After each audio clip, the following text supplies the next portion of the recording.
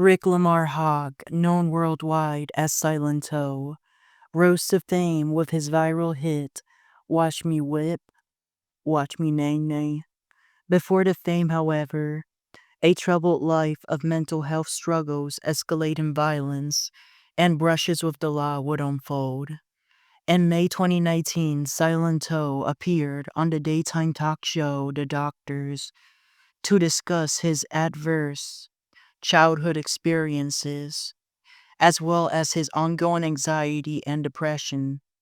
According to his publicist, Chanel Hudson, Silento was scheduled for additional therapy and TV appearances, but failed to attend. In 2020, he attempted suicide, signaling deepening of his mental health.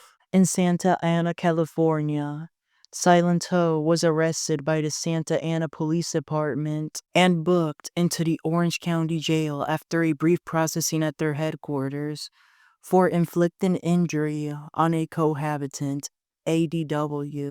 He lawyered up, hiring Sean Hawley to defend him. At his first court appearance at the Orange County Superior Court, he pleaded not guilty before Judge Maria Hernandez, who granted him a $105,000 bond. Therefore, he was released after posting that, but failed to appear for a September 16th court date that year, leaving California. Deputy DA Todd Spitzer described his disappearance as a cowardly and irresponsible act, ordering his capture. Then, in Valley Village, in the outskirts of Los Angeles, the day after his Santa Ana arrest, Silento allegedly entered a random home wielding a hatchet, searching for his girlfriend. Two people restrained him until the LAPD arrived. They put him into custody and took him to their headquarters. They afterwards booked him into the LA County Jail on 2 counts of assault with a deadly weapon, both felonies.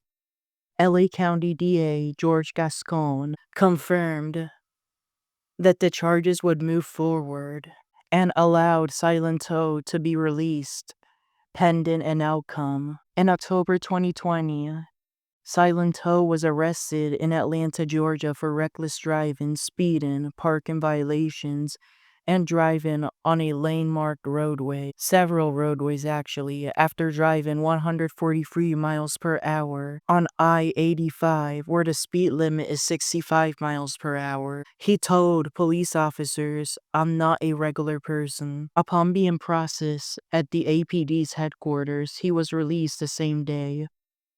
Only reckless driving classified as a misdemeanor, and the other counts were infractions. Then came the gruesome of the gruesome.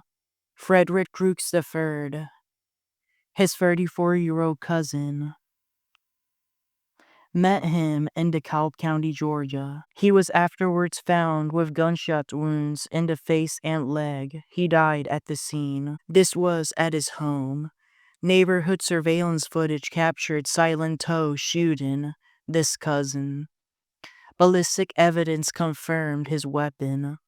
Law enforcement tracked him down via tips and investigative leads, eventually spotting him in downtown Atlanta. Upon being captured, he was briefly detained at the DeKalb County Sheriff's Office headquarters. He admitted to killing his own cousin. District Attorney Sherry Boston charged Silento with malice murder, voluntary manslaughter, aggravated assault, concealment, and a firearms offense, all felonies. Silento, meanwhile, lawyered up once again, hiring Keith Adams to defend him. At the DeKalb County Magistrates Court, Chief Magistrate Beryl Anderson ordered that he remain behind bars without bond to await trial.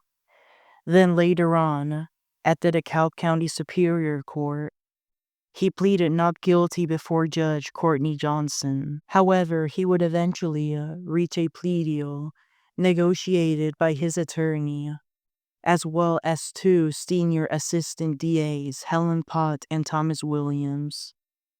Silento pled guilty but mentally ill to all charges except malice murder, which was dropped with the deal. Judge Johnson sentenced him to 30 years in prison for voluntary manslaughter with an additional 5-year sentence for aggravated assault. All other cases, including his reckless driving case, were dismissed.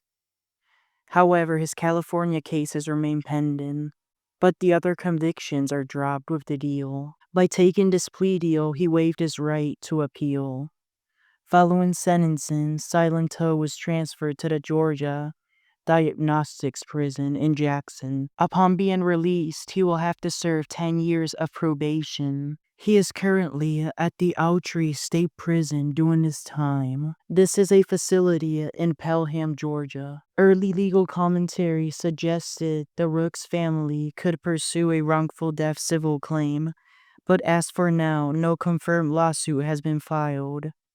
Silento's trajectory from viral fame to violent crime illustrates the tragic impact of untreated mental health issues, compounded by fame, substance abuse, and escalating criminal behavior. His crimes span from California, Georgia, all over the place, culminating in a 30-year prison sentence in Georgia. He went from being a music artist living in LA, a special place, to somebody locked up in a cold cell in rural Georgia. Thank you for listening to this episode of Strawberry Inc.